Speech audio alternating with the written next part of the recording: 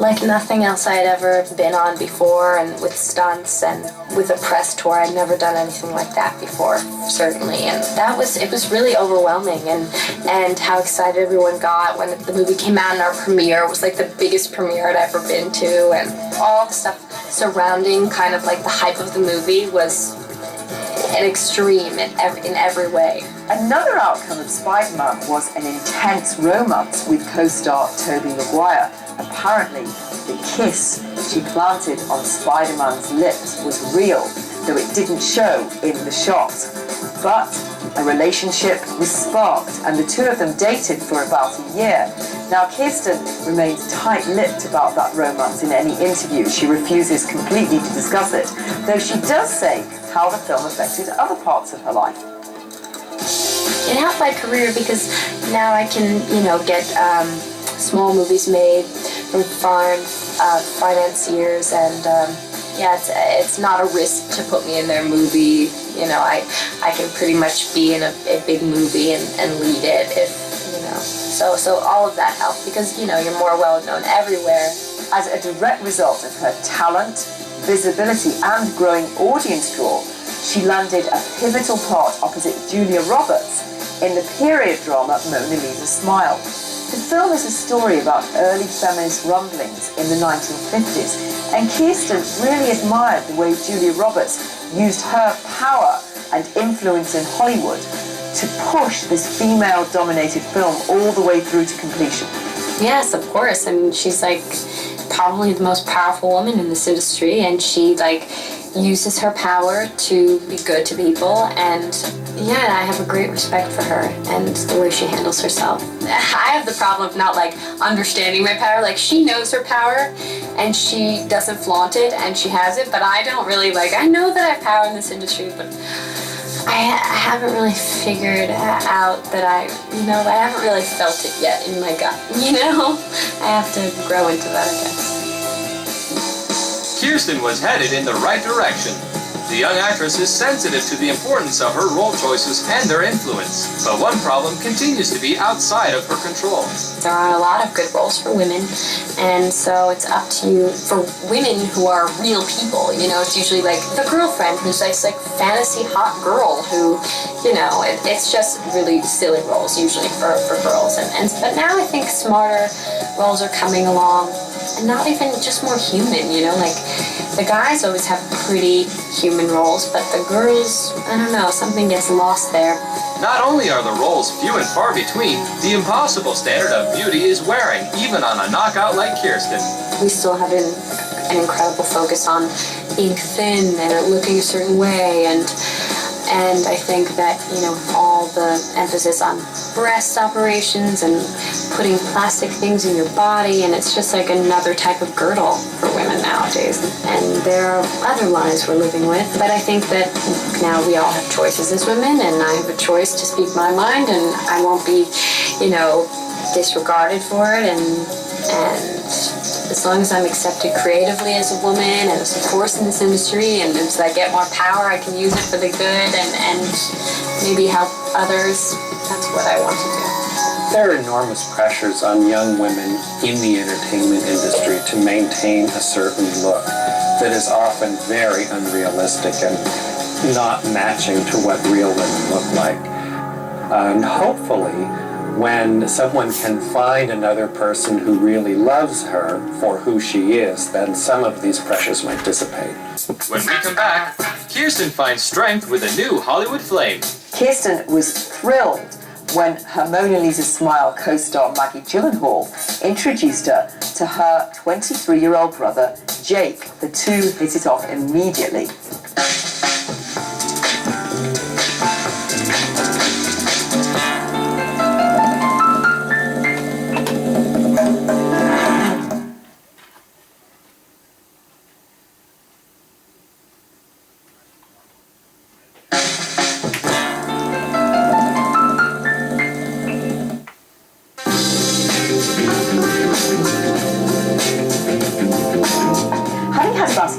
To recover for her very amicable breakup with Tobey Maguire, Kirsten was thrilled when her Mona Lisa's Smile co-star Maggie Gyllenhaal introduced her to her 23-year-old brother, Jake. The two hit it off immediately.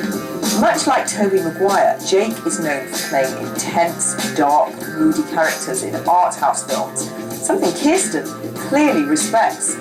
The two actors have dated, sometimes on and off, ever since. They even exchanged promise rings. Jake wears his on his little finger, while Kirsten wears hers on a chain around her neck.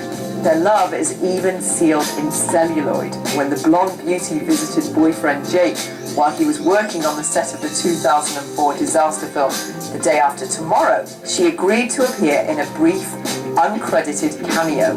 With a real grown-up love in her life and now a lot of experience behind her, she chose her next role with a great deal of confidence. Eternal Sunshine of the Spotless Mind with Jim Carrey, Kate Winslet and Mark Ruffalo.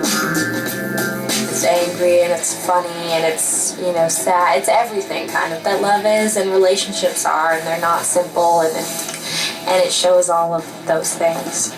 I would think sometimes, is this going to be funny, this scene, or sad, or whatever? And then I was like, well, that means it must be going well, because, you can't really place it anywhere.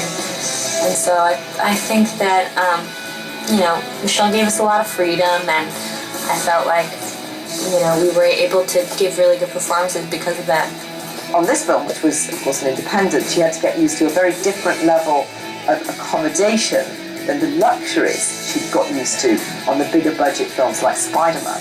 Oh, it's way different. I mean, our dolly track is somebody in a wheelchair being pulled back with the camera in their hand, so it's much more, you have to be much more crafty because you don't have the money or the time. And for me, it helps with my performance because you keep the momentum going, and so a lot of, Spider-Man, you sit around and wait a lot.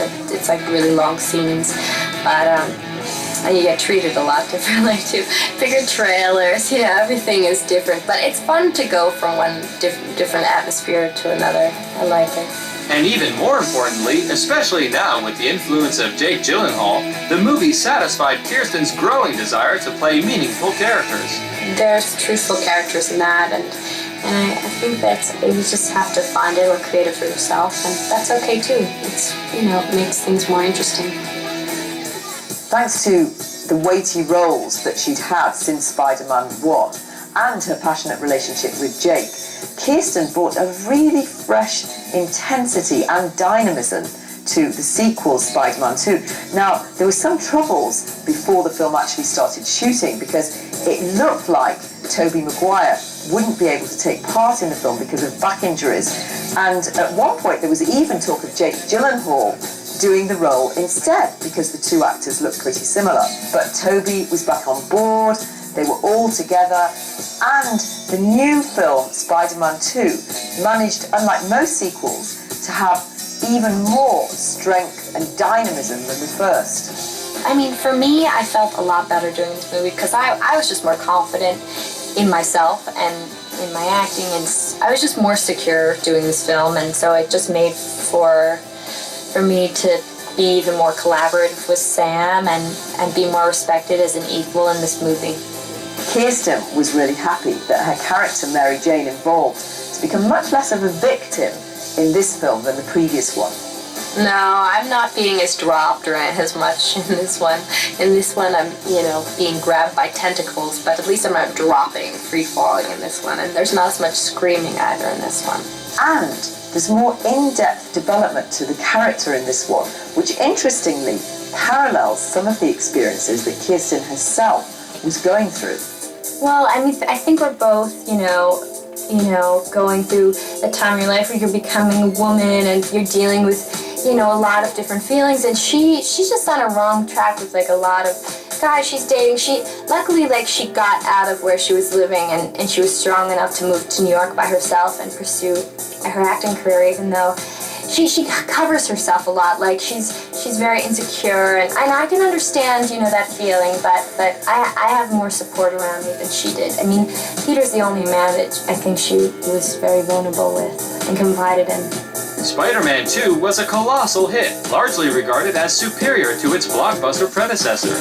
Kirsten followed that huge success by expanding her repertoire in the romantic comedy Wimbledon. The versatile actress played a rising star in the professional tennis world and love interest opposite Paul Bettany. The young actress has long been aware of the difficulties of growing up in the spotlight. I mean, it's definitely not easy, you know, in terms of relationships with family, and you know, now it's like I'm in control and everything's changing, and you know, it's hard for everybody around you kind of to change with you always, and so it doesn't make it very easy, but you know, I wouldn't take it back, but you know, it definitely has led to you know, a different, you know, I'm not a normal 21-year-old, that's for sure.